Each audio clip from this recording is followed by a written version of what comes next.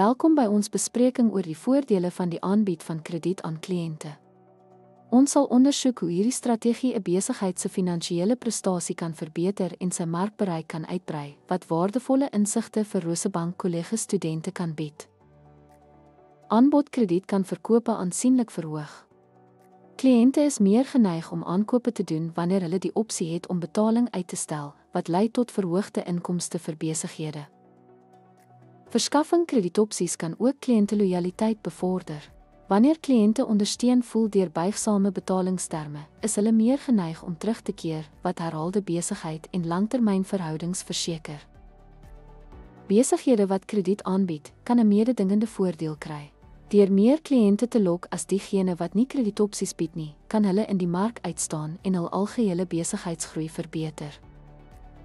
Ten slotte, die aanbied van krediet kan besigheidsgroei dryf deur verkope te verhoog, kliëntelojaliteit te bou en 'n mededingende voordeel te verseker.